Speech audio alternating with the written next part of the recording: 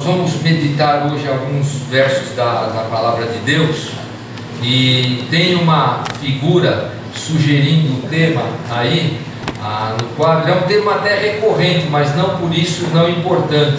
Eu quero falar a respeito de discipulado com a igreja, e nós temos aí uma figurinha como aparentando ser Jesus caminhando numa determinada direção e pessoas que estão por ali seguindo Jesus. Então vamos falar sobre o discipulado cristão, e eu queria começar a falar com vocês a respeito destas coisas, fazendo perguntas para que a gente possa pensar um pouco nelas.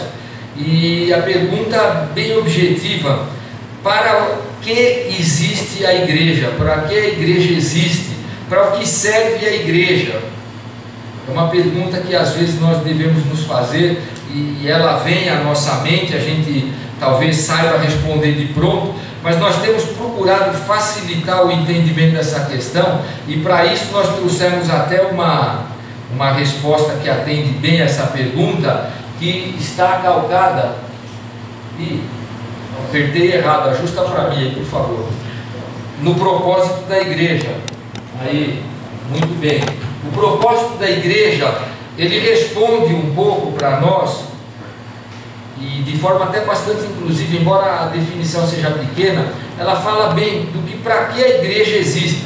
Declaração de propósito tem sido feita por empresas também. Às vezes a gente chega numa empresa, trabalha e pode se perguntar em algum momento: para que essa empresa existe? Que objetivos ela cumpre? Que papel ela representa ali onde ela está? Para o que serve? Então nós temos uma resposta sobre o para que a igreja existe. Então, fundamentalmente falando, até de forma resumida, a nossa igreja existe para fazer discípulos de Jesus, mas não fomos nós que escolhemos isso para ser papel da igreja.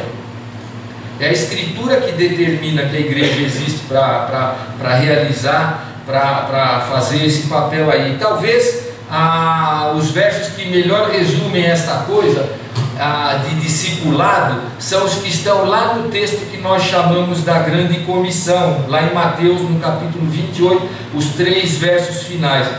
É interessante que, olhando para o quadro de missões hoje, para o contexto geral, isso já não é tão de hoje assim, mas muitos já têm falado há um bom tempo que nós deveríamos suprimir uma letra, porque a Grande Comissão tem se tornado a Grande Omissão. Nós temos talvez cerca de 1/3 do mundo, um pouco mais de 2 bilhões de pessoas, que não tem nenhuma porção do Evangelho. Nunca ouviram falar que existe um tal Jesus.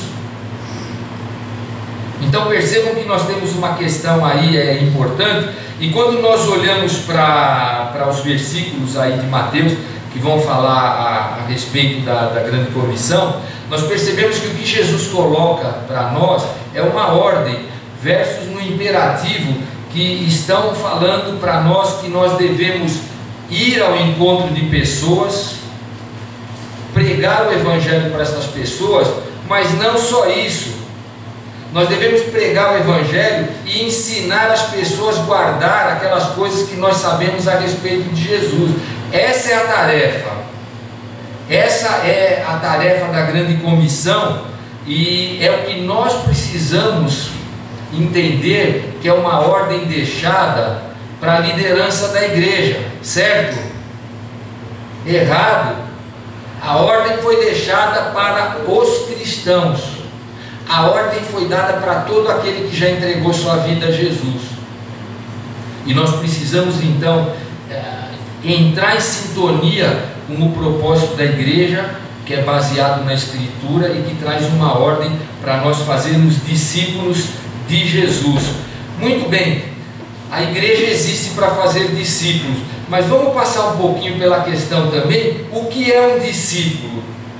Então vamos trabalhar com algumas palavras que são sinônimas. O que é um discípulo segundo a Escritura? É um aprendiz, é um seguidor, é um imitador.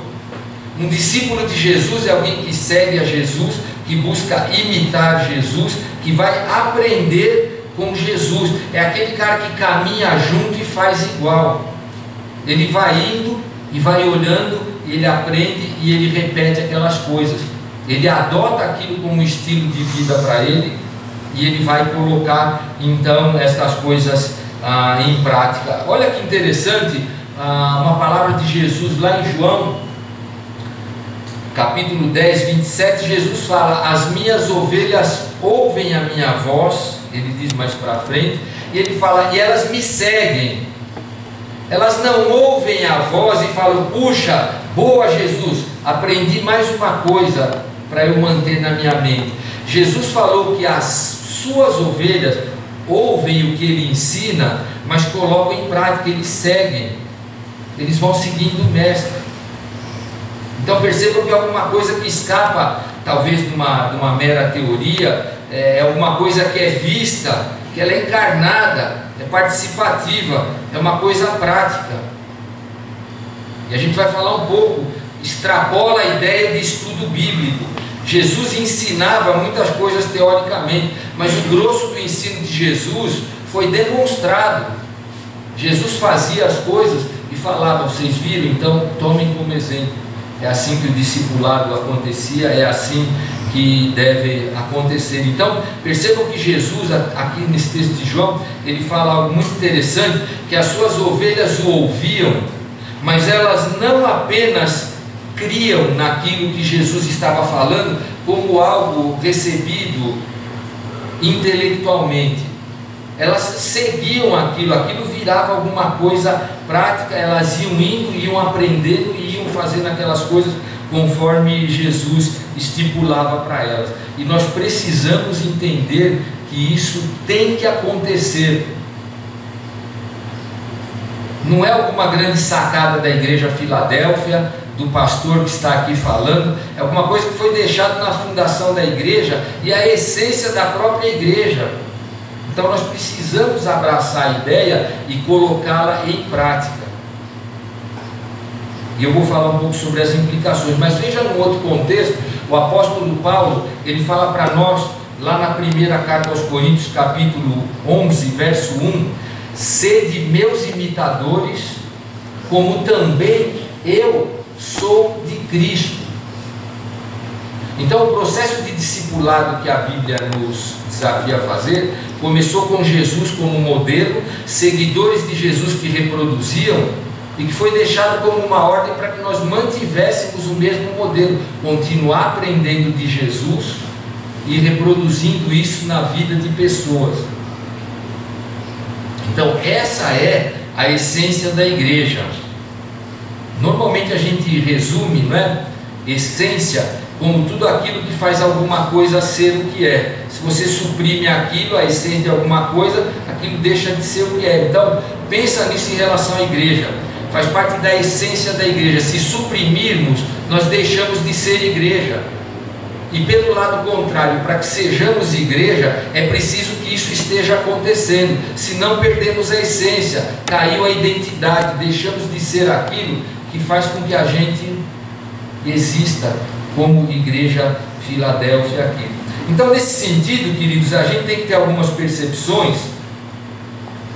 Jesus nunca deixou ordem para que nós pregássemos o evangelho para alguém de forma meio atabalhoada e largássemos esse alguém em algum lugar.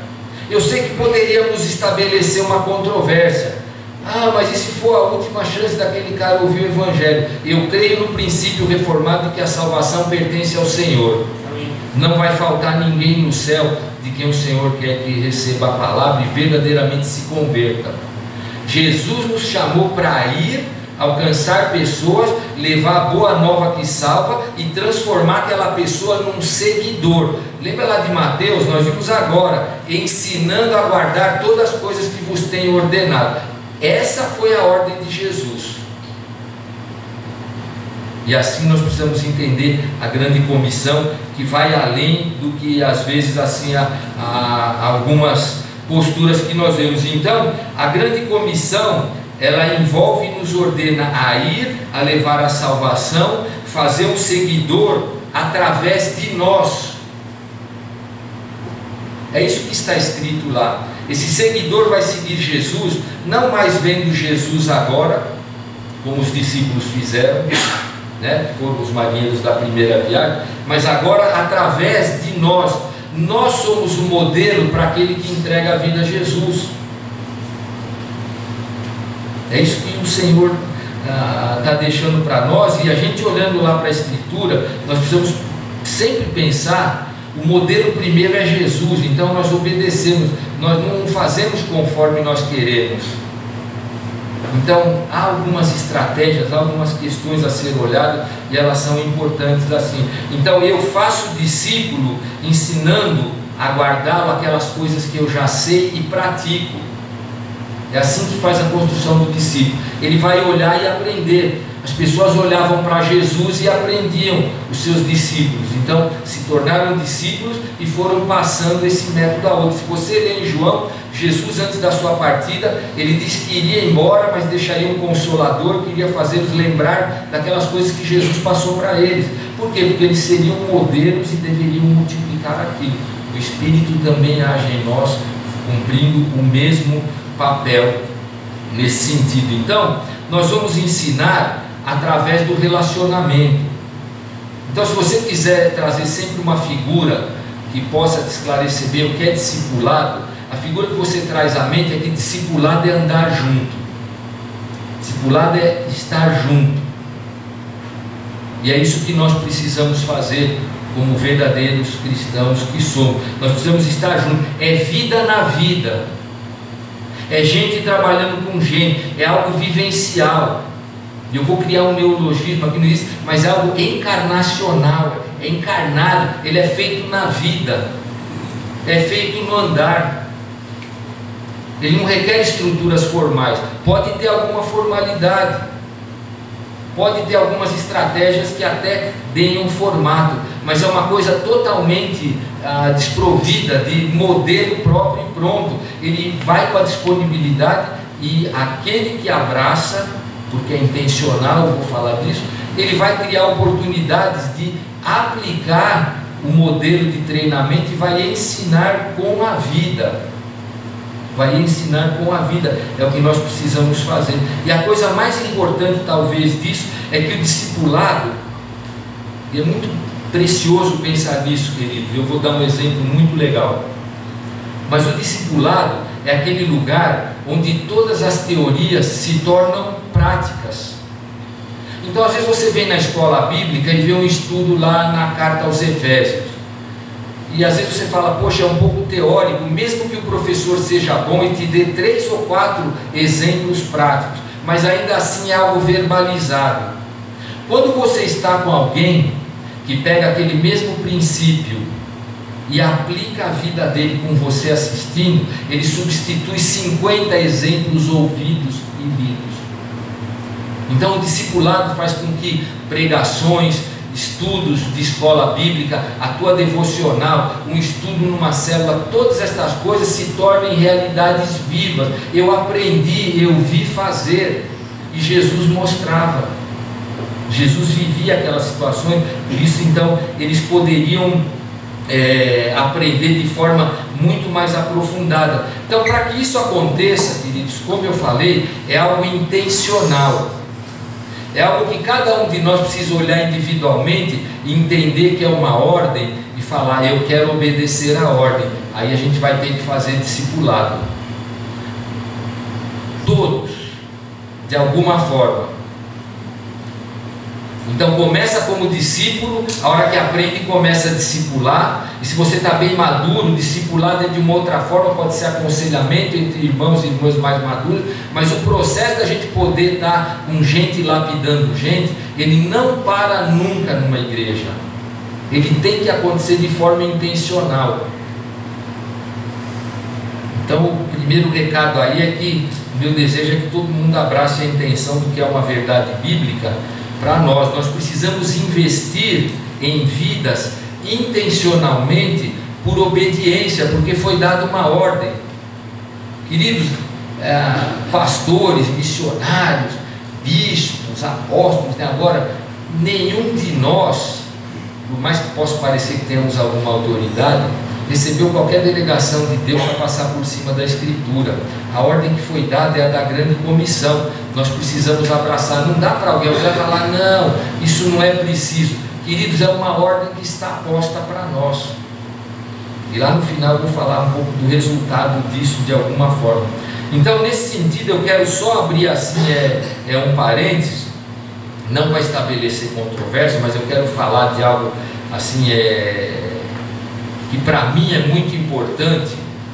Eu creio que a igreja local, ela recebe da parte de Deus homens e mulheres com dons e talentos, para que eles estendam a grande comissão das mais diversas formas, com programas estabelecidos ou não na tua vida diária, no teu trabalho, em todo lugar, e é interesse de Deus, por isso Ele deu a ordem. Então eu gosto muito da ideia de igreja que se organiza para pregar o Evangelho de diversas formas como igreja, mas isso é meu, é pessoal. Isso eu vou pôr num parênteses, você não precisa receber assim se não quiser. Eu não vejo com bons olhos estratégias que vão em algum lugar, prega o Evangelho para alguém, supostamente houve conversão e você vai embora e a pessoa fica lá. Eu não vejo como modelo de Jesus, eu quero reiterar isso. Jesus mandou fazer discípulo. Então fazer discípulo, conforme Mateus, é levar a pessoa a Cristo e ensinar a guardar todas as coisas que Jesus nos ensinou. Isso é o que Jesus mandou fazer. Você quer ver uma coisa interessante? Às vezes a gente tem uma conversão de alguém, claro que só Deus sabe, conhece o coração, mas como a pessoa vai embora, a gente nem sequer sabe se de fato houve conversão. Aí esse cara, talvez devido ao contexto dele, ele volta para casa, convertido ou não, nunca mais recebeu uma palavra do Senhor. Nós fizemos um discípulo? Não fizemos um discípulo. Então percebam que a estratégia intencional tem que ser de trazer pessoas a Jesus e acompanhá-las até que elas amadureçam no conhecimento. Agora, se a gente sai pregando por aí, eu não sei se como eu disse, para mim não é uma estratégia das melhores, mas eu não vejo que é obediência à grande comissão. Eu acho que na melhor das hipóteses é uma parcial obediência, o que significa que a gente está em parte também desobedecendo, olhando para a Escritura. Quer ver uma outra coisa que vai fazer parecer um contrassenso em algumas situações? Nós, pela graça de Deus, contribuímos com missionários, não é verdade? A gente paga, por que nós não pagamos para o missionário ir no campo, subir num caixote e pregar o Evangelho e vir de volta? Por que nós assentamos o missionário lá? Porque ele não está indo lá para pregar o Evangelho. Ele não está indo lá para evangelizar e voltar. Ele está indo para estabelecer estrutura que faz discípulos. Se não houvesse a necessidade de fazer discípulos, a gente falaria para o cara, não procura a casa, não vai se fixar. Você vai até lá, reúne as pessoas, você prega e vem embora. Não seria horrível uma coisa dessa? Acontece que a gente não faz isso com o missionário, mas faz na igreja local. A gente às vezes vai até algum lugar, prega e volta todo mundo para cá. E o que aconteceu com aquelas pessoas? Interrogação. Então percebam que às vezes falta coerência até da nossa vida como igreja local e aquilo que a gente ajuda a construir para o missionário.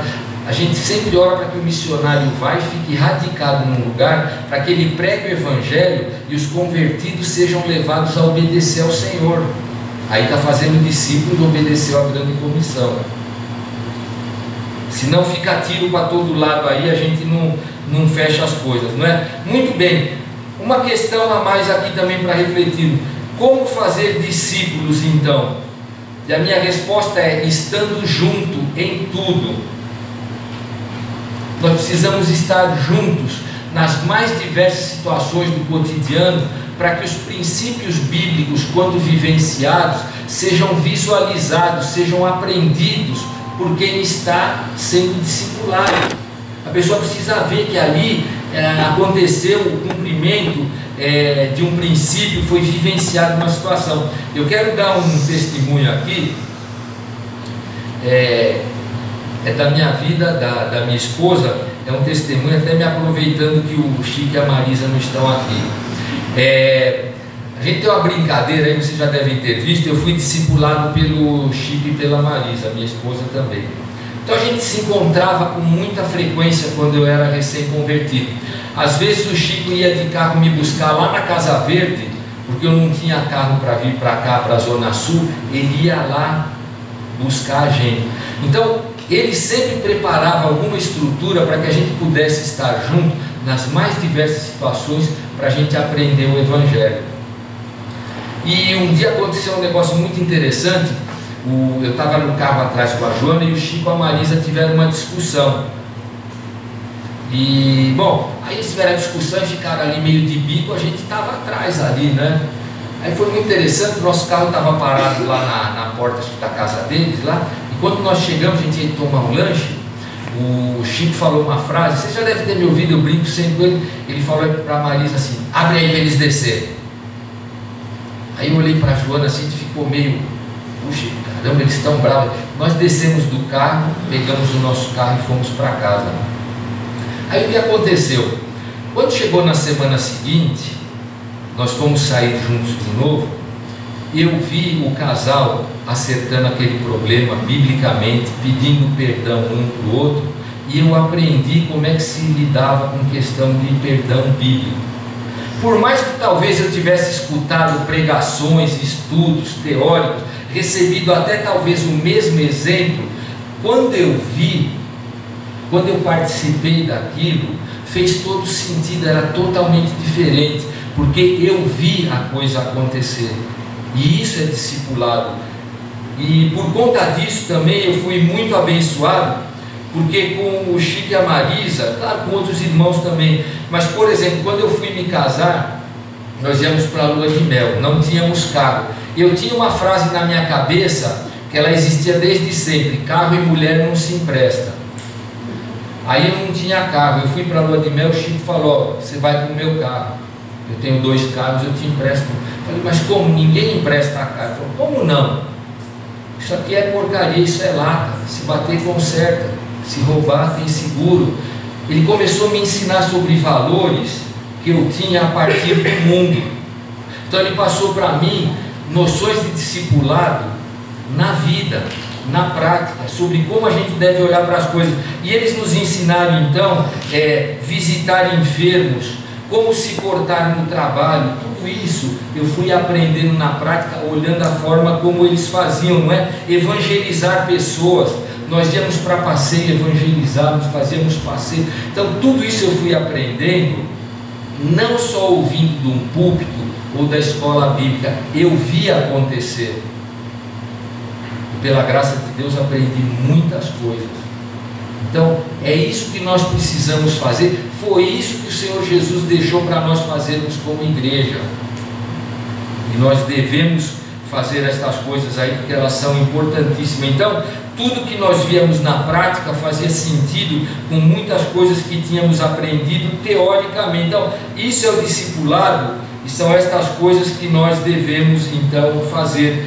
Queridos, aplicações dadas de forma teórica, sem uma contrapartida, sem um exemplo na prática, sem mostrar como elas acontecem, funcionam muito menos. Elas têm muito menos eficiência, elas são muito mais pobres nesse sentido. Interessante que Paulo, falando aos Gálatas, mudou. O que ele diz aí? Ele vai falando dado momento. Vocês sabem que no contexto de Gálatas, Paulo estava um pouco aborrecido porque havia um certo retorno a algumas práticas meio judaístas, mas ele fala uma frase interessante nesses versos. Ele diz: é bom ser sempre zeloso pelo bem, não apenas quando estou presente convosco, meus filhos. Presta atenção na postura do apóstolo Paulo: meus filhos, por quem de novo sofro as dores do parto, até Cristo ser formado em vós. Olha a visão que Paulo tinha de como deve ser um crente. É alguém em quem Cristo foi formado. Por isso pode ser chamado de cristão, porque tem características de Cristo nele. Então Paulo tinha uma visão muito elevada disso, e ele fala de formar Cristo em cada um dos cristãos aí, e é algo fundamental. Isso deve marcar a gente, deve ser algo forte em nós. Por conta disso eu cunhei uma frase dizendo o seguinte: discipulado é um processo intencional, ordenado por Jesus, que move o cristão a conduzir pessoas a Jesus para ser salvas por Ele, e as ensina a viver para Ele. Eu grifei ali o por Ele e para Ele. É por Ele que nós vivemos e para Ele. E é isso que o discipulado vai fazer. Essa deve ser a preocupação primeira de cada um de nós, como cristãos que somos. Agora eu quero retornar uma tese. Queridos, esse processo ele tem que envolver toda a igreja. Então ele contempla o velho, o jovem, aquele que tem capacidade de compreensão. Nos casos de crianças menores, havendo a possibilidade, quem discipula os pais, são os pais. A Bíblia fala muito mais sobre pais discipulando filho e muito menos sobre pais educando filhos. Filhos pequenos devem ser discipulados pelos pais quando os pais são cristãos. Senão, se estão na igreja, os pais não são, a igreja abraça. Mas há espaço para todos. Eu sou jovem, você deve ser discipulado, e quando estiver relativamente maduro, você começa a discipular. E aí, preferivelmente, é claro, quando a gente começa, pela graça de Deus, a ganhar pessoas para Cristo, você já abraça aquele que você está alcançando, faz o ciclo completo. Então hoje aqui na igreja há muitas pessoas que não estão sendo discipuladas e precisam ser. Nós começamos por estes, mas ganhando alguém para Cristo, quem leva a Jesus já abraça toda a grande comissão. Então faz o discípulo e ensina a guardar todas as coisas que Jesus tem nos ensinado. A gente aplica já o ciclo completo, olhando desse sentido. E aí, nesse sentido, queridos, como ele é abrangente e totalmente inclusivo, você vai traçar a melhor estratégia. Pode ser um discipulado 1 a 1, pode ser com uma família discipulando uma família, um casal discipulando 1 a 2 famílias, pode ser passando por célula, fazendo um passeio, fazendo um encontro. Queridos, você vai montar a estratégia, isso não é fixo. O que está sendo proposto em essência, sim, ensinando a guardar todas as coisas que vos tenho ordenado.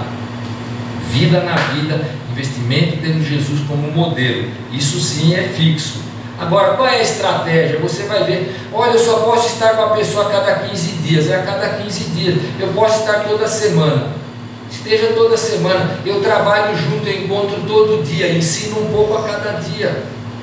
Então a gente estando com a intenção certa, com a motivação, a oportunidade ela vai aparecer aí. E queridos, essa é a nossa tarefa. E assim, a gente sabe que o Senhor, todas as coisas Ele ordena dentro das suas perfeições.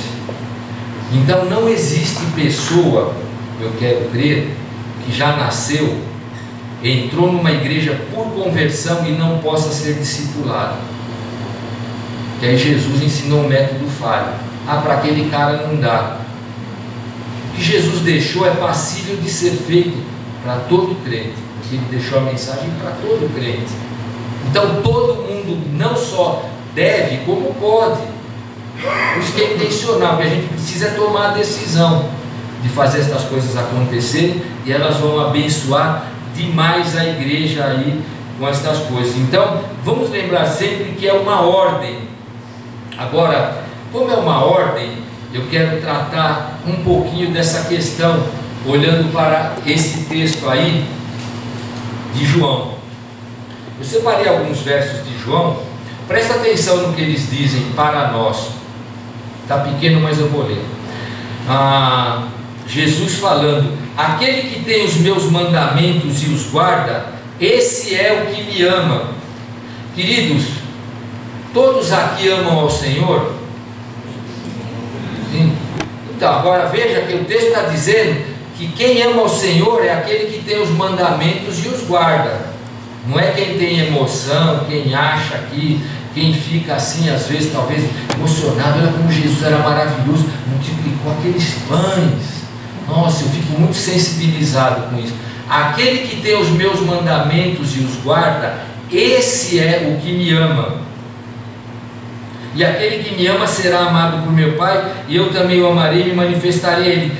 Pula um verso, aí ele diz, respondendo a uma pergunta sobre a sua manifestação para um dos seus discípulos, ele diz: se alguém me ama, que diz lá?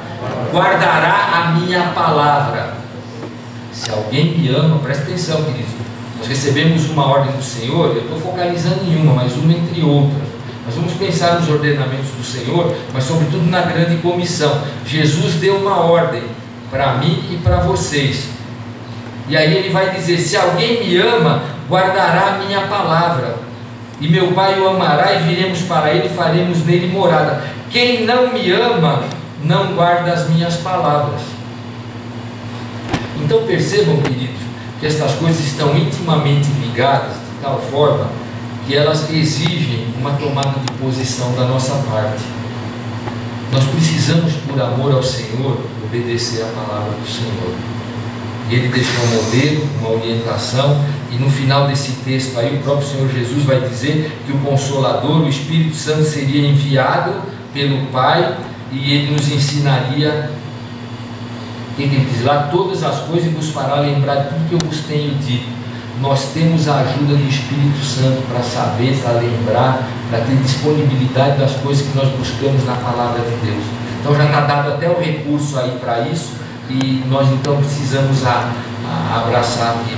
Mas esse texto especificamente de João, eu queria que você pudesse lembrar dele como estabelecedor de um princípio que está ali bastante até explícito. Quem ama Jesus é aquele que o obedece.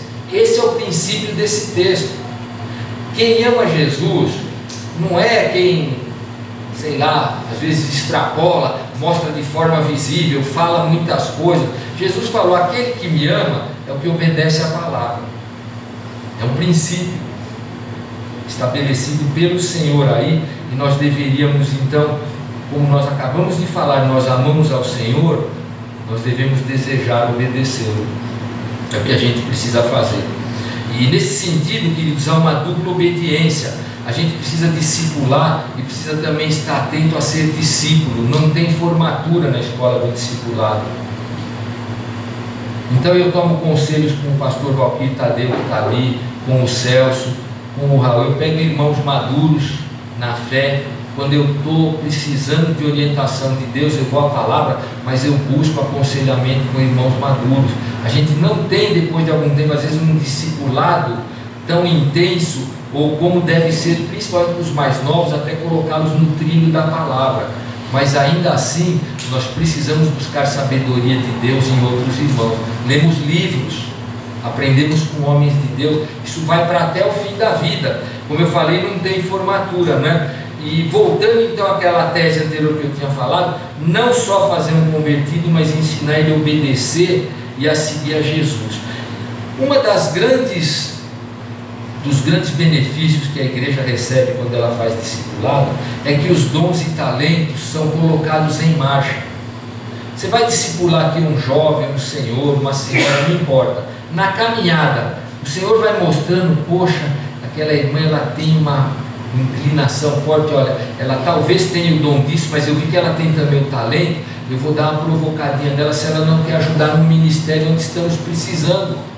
Você já ajuda a levantar, fala a respeito, você já está na caminhada, você está caminhando junto, está passando conhecimento, você já levantou a habilidade, desafia: ô querido, você não quer dar uma ajuda lá para nós? Pô, tem uma necessidade lá, eu creio que Deus está levantando. A gente já coloca as pessoas em marcha. Isso é bastante importante aí para nós nesse sentido, né? Agora, queridos, eu queria deixar posto aqui que para mim como pastor, eu quero que a prioridade maior desta igreja seja discipulado. Eu não gostaria que nós entendêssemos que há nada aqui mais importante do que fazer discipulado.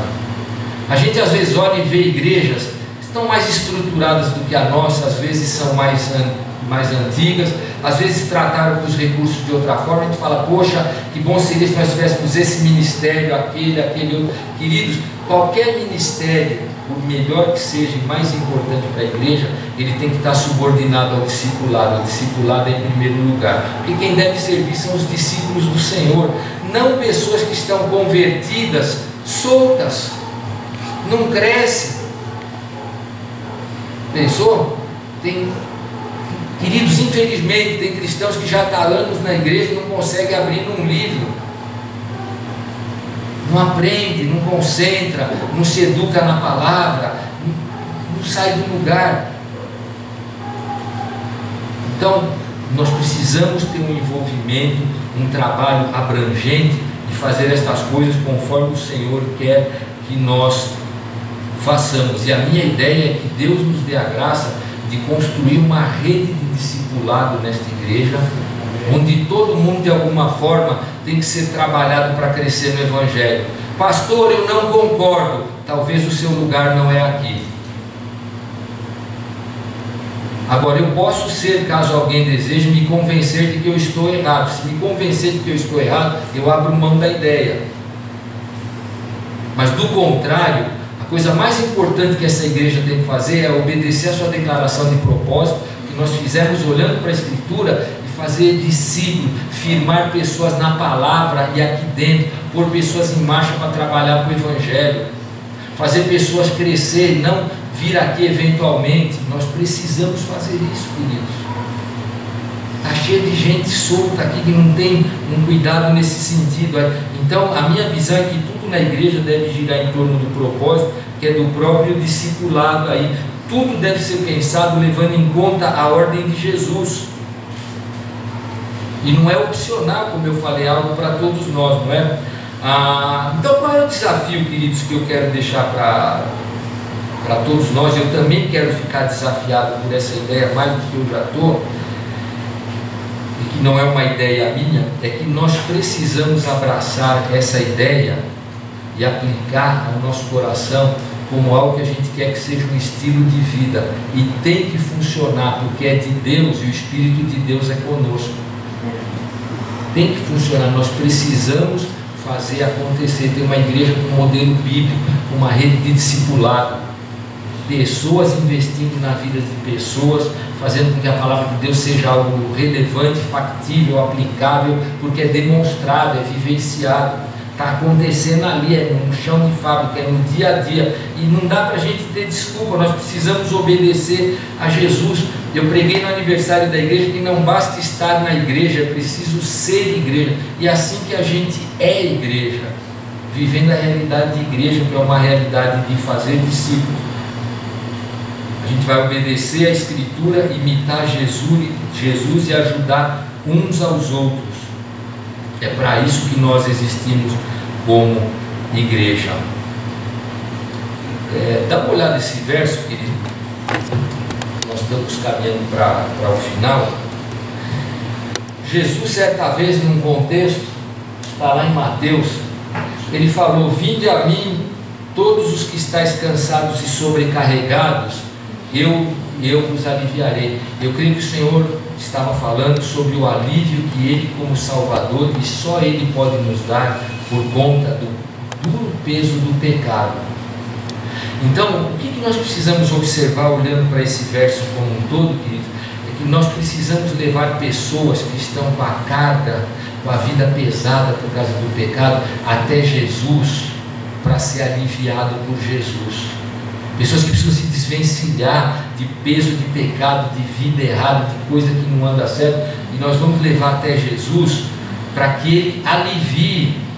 Agora vejam, Jesus não parou o verso aí, vem que eu alivio, então eu tirei a carga do pecado, então tudo certo, vai embora. Não, Ele continua dizendo o seguinte: agora você toma também sobre você o meu jugo.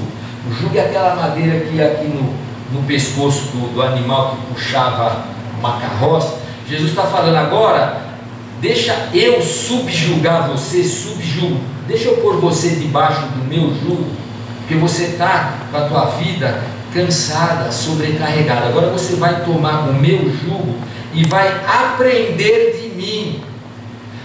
Ele tem que aprender de Jesus, não é só conversão, ele tem que aprender. Jesus diz: porque eu sou manso e humilde de coração. E quando nós nos submetemos a Jesus e aprendemos de Jesus, queridos, olha como Deus é maravilhoso, vem recompensa. Ele diz que nós vamos achar descanso para a nossa alma, paz para o nosso coração.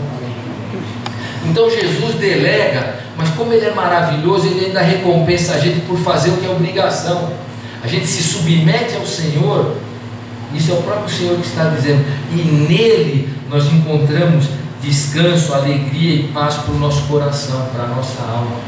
Queridos, o Senhor é maravilhoso, cada obra que Ele faz, então Ele nos recompensa por fazermos aquilo que é nossa obrigação, e a gente vai ser de fato feliz quando a gente aprender de Jesus e estiver debaixo do jugo dele. Aí nós encontraremos alegria, descanso, paz para o nosso coração, para a nossa alma, para o nosso espírito.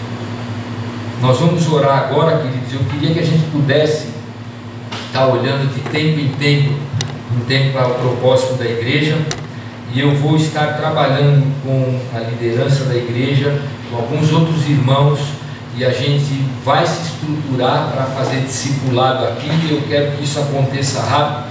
Nós precisamos, nós devemos fazer isso. Não foi uma opção dada pelo Senhor. E eu quero desafiar você. Vamos cumprir o que o Senhor está nos dizendo? Vamos ver se Jesus está falando a verdade. Vamos ver se de fato nós vamos encontrar um descanso para a alma, um coração mais em paz. Eu tenho absoluta certeza que sim. Vamos orar então, queridos, e pedir que Deus aplique todas estas coisas à nossa vida. Deus querido, queremos louvar o Senhor agora por Jesus Cristo, que é o nosso Salvador,